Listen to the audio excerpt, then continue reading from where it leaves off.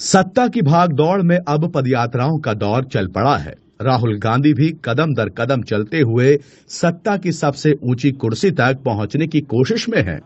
हरियाणा में भी अपनी भारत जोड़ो यात्रा लेकर राहुल गांधी आएंगे। उसके बाद हरियाणा में परिवर्तन के लिए शुरू होगी एक नई पदयात्रा।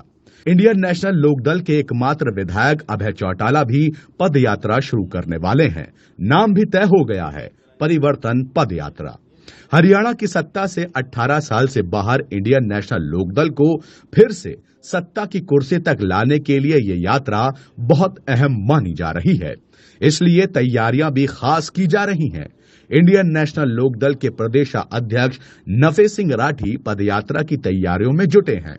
नफे सिंह राठी ने बताया कि पदयात्रा की शुरुआत 20 फरवरी 2023 को नूंह से की जाएगी और इसका समापन 25 सितंबर को ताऊ देवीलाल की जयंती बड़ी रैली से किया जाएगा। हरियाणा की 90 विधानसभाओं से होते हुए यात्रा अपने अंतिम पड़ाव तक जाएगी। नफे सिंह राठी का कहना है कि पदयात्रा में 200 युवाओं की टीम अभय के साथ रहेगी और हरियाणा में बेरोजगारी, सुरक्षा, महिला उत्थान, किसान, मजदूर और कमेरे की आवाज बुलंद करेगी।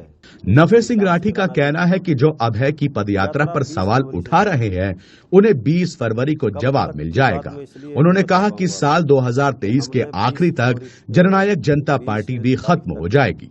सरकार और जनता दोनों से नफे सिंह राठी का मानना है कि हरियाणा में भारतीय जनता पार्टी की सरकार में साझेदार जजपा जल्द ही सरकार से बाहर हो जाएगी और उनके पास सिर्फ 2 ही विधायक बचेंगे। बाकी 8 विधायक सरकार में साझी हो जाएंगे। पिछले दिनों जजपा के स्थापना दिवस पर अजय चौटाला ने भी इनेलो पर तंज कसा था। कहा था कि झंडे, डंडे और फंड वालों के पास सिर्फ 1 विधायक बचा है। अब इनेलो के प्रदेश संगठन मुखिया नफे सिंह राठी का ये कहना कि जजपा के 2 ही बचेंगे। भाजपा और जजपा नेताओं के विरोधाभासी बयान भी इसी बात को मजबूत करते हैं। कुल मिलाकर साल 2023 हरियाणा की राजनीति में बेहद खास रहने वाला है। इनेलो ताकत बढ़ाने में जुटेगी तो कहीं जजपा खुद को बचाने की कवायद में लग जाएगी। यात्रा का नाम है परिवर्तन यात्रा और उसका नारा लगेगा परिवर्तन लाओ, संविधान बचाओ। क्योंकि देश में और विशेष तौर पर हरियाणा में हालात बेकाबू हो गए। आज अगर हिंदुस्तान में सबसे ज़्यादा बेरोजगारी है तो हरियाणा में है। इसलिए हरियाणा का युवा निराश और हताश उदास बैठा है और सरकार नौकरी दे नहीं रही बल्कि नौकरी के अवसर कम कर रही है। ये बहुत बड़ा मुद्दा है। जहाँ बेरोजगारी का मुद्दा है वहाँ कानून व्यवस्था का मुद्दा है, महंगाई का मुद्दा है, हालत दिन पे दिन बिगड़ती जा रही है, महिलाओं की सुरक्षा का मुद्दा है और अनेक तरह के मुद्दे जो लोगों के सामने। टैक्स पे टैक्स लगाती जा रही है सरकार।